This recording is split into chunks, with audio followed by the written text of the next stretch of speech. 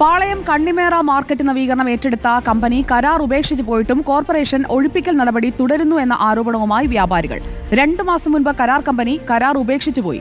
അത് മറച്ചുവെച്ച് 100-ലധികം കടകൾ കോർപ്പറേഷൻ പൊളിച്ചെന്നാണ് വ്യാപാരികളുടെ ആരോപണം. കടകൾ നഷ്ടപ്പെട്ടതോടെ പലരും തെരുവിൽ കച്ചവടം ചെയ്യുകയാണെന്നും വ്യാപാരികൾ പറയും. 2 മാസം മുന്നേ ഈ ടെൻഡർ എടുത്ത കമ്പനി പോയി പിന്മാറി എന്നാണ് അറിയുന്നത്. അതിനുശേഷമാണ് എല്ലാ കടയും പൊളിച്ചേക്കുന്നത്. അപ്പോൾ ഈ പൊളിക്കുന്നതിൽ വേറെന്തോ ഉദ്ദേശമുണ്ട്. അപ്പോൾ ഇങ്ങനെ പൊളിച്ചു മാറ്റാനായിട്ട് ഈ മാറ്റിയവരൊന്നും താഴെ ബിൽഡിങ്ങിൽ കയറിയിട്ടില്ല. 310 കടകളിൽ താഴെ ബിൽഡിങ്ങിൽ കയറിയിട്ടുള്ള 170 കടകൾ പൊളിച്ചിട്ടുണ്ട് ഇതുവരെ. അപ്പോൾ അതിനുള്ളിൽ 8 കടകൾ മാത്രമേ ഉള്ളിൽ കയറിയിട്ടുള്ളൂ. അപ്പോൾ ഞങ്ങളടുത്ത് പല അധികാരികൾ ഉറപ്പ് തന്നിട്ടുള്ളത് ഈ പാളയം മാർക്കറ്റിൽ കച്ചവടം ചെയ്യുന്ന ഒരു കച്ചവടക്കാരെയും വഴിയാധാരമാക്കാത്ത രീതിയിലായിരിക്കും നമ്മളിപ്പോൾ താൽക്കാലികമായിട്ട് പുനരധിവാസം ഉണ്ടാകുമെന്നാണ്. ഇപ്പോൾ എല്ലാവരും വഴിയാധാരമാണ്. ഞങ്ങളുടെ ഭാഗത്തൊന്നും ഒരു വീഴ്ചകളും ഉണ്ടാകുന്നില്ല.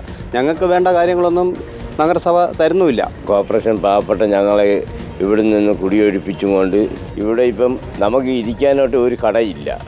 നമ്മളെല്ലാം ഇപ്പം റോഡിൽ കുടയും വെച്ചും കൊണ്ടിരുന്ന് കച്ചവടം ചെയ്യേണ്ട ഗതികളാണ് ഇപ്പം വന്നിരിക്കുന്നത്. സ്വാന്തന സജു നമുക്കൊപ്പം ചേരുകയാണ്. Good evening Swanthana Saju. ഈ കച്ചവടക്കാരൊക്കെ പെരുവഴിയിലായി. അത് നിയമപ്രകാരമുള്ള കച്ചവടമല്ല അവർ നടത്തുന്നതെങ്കിൽ അക്കാര്യത്തിൽ കൃത്യമായി അവരെ ബോധ്യപ്പെടുത്താനൊക്കെയുള്ള സമയമുണ്ടായിരുന്നു. ഇതിൽ നവീകരണം നടക്കുന്നുമില്ല, എന്നാൽ ഒഴിപ്പിക്കലുണ്ട് താനും. ഇതെന്താണ് അവിടെ നടക്കുന്നത് സ്വാന്തന? സുജ, തിരുവനന്തപുരത്തെ ഏറ്റവും പ്രധാനപ്പെട്ട മാർക്കറ്റിൽ ഒന്നാണ് ഈ പാളയം മാർക്കറ്റ് എന്ന് പറയുന്നത്. കണ്ണിമേറ മാർക്കറ്റ് എന്നാണ് ഈ ഒരു മാർക്കറ്റ് അറിയപ്പെടുന്നത്. ഇതിന്റെ നവീകരണത്തിനായി 4 വർഷം മുമ്പാണ് ഒരു കമ്പനിക്ക് ടെൻഡർ കൊടുക്കുകയും അത് പുതുക്കി പണിയാൻ തീരുമാനിക്കുകയും ഒക്കെ ചെയ്തത്. പക്ഷേ 4 വർഷം കഴിഞ്ഞിട്ടും ഇതുവരെയും അതുമായി ബന്ധപ്പെട്ടുള്ള വിവാദങ്ങൾ കെട്ടടങ്ങിയിട്ടില്ല എന്നുള്ളതാണ്. ഈ കഴിഞ്ഞ ദിവസമാണ് ഈ കമ്പനി ഈ കരാർ ഉപേക്ഷിച്ചു പോയത്. നിലവിൽ അവർ പറയുന്ന 4 വർഷം ഇപ്പോൾ ആ കമ്പനി കരാർ എടുത്തിട്ട് കഴിയുകയാണ്. ഇപ്പോൾ അവർ പറയുന്ന പ്രധാനപ്പെട്ട കാര്യമെന്ന് പറയുന്നത് 4 വർഷം മുമ്പ് അവർ കരാർ എടുത്ത തുകയ്ക്ക് ഇനിയിപ്പോൾ പുതിയൊരു മാർക്കറ്റ് പണിയാൻ കഴിയില്ല. അതുകൊണ്ട് തന്നെ പുതിയ ഒരു ടെൻഡർ വിളിച്ച് അവർക്ക് പുതിയ ഒരു തുക നൽകിക്കൊണ്ട് ഇനി ടെൻഡർ നടപടിയാണ് കരാർ കമ്പനികളുടെ ആവശ്യം.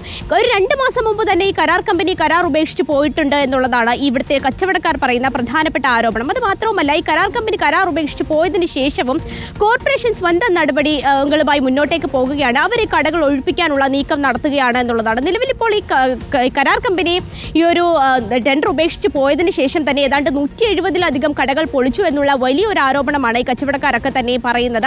അവർ പറഞ്ഞ കോർപ്പറേഷൻ അവരുടെ സ്വന്തം ഇഷ്ടത്തിനനുസരിച്ച്, പ്രത്യേകിച്ച് കോർപ്പറേഷൻ സെക്രട്ടറി അടക്കമുള്ള ആളുകൾ അവരുടെ സ്വന്തം നിലയ്ക്കാണ് ഒരു കരാർ കമ്പനി നിലനിൽക്കാത്ത ഒരു സാഹചര്യത്തിൽ ഇവിടുത്തെ കടയിലെ ആളുകളെ ഒഴിപ്പിക്കുന്നത്. പ്രത്യേകിച്ച് കച്ചവടം നടത്തിക്കൊണ്ടിരിക്കുന്ന ആളുകളെ പെട്ടെന്ന് ഒരു ദിവസം വന്നങ്ങ് ഒഴിപ്പിക്കുന്ന നീക്കമാണ് അവർ നടക്കുന്നത്. അത് ഈ കച്ചവടക്കാരോട് ചെയ്യുന്ന വലിയ രീതിയിലുള്ള ഒരു ക്രൂരതയാണ് എന്നുള്ള കാര്യമാണ് സുജയ അവർ സൂചിപ്പിക്കുന്നത്.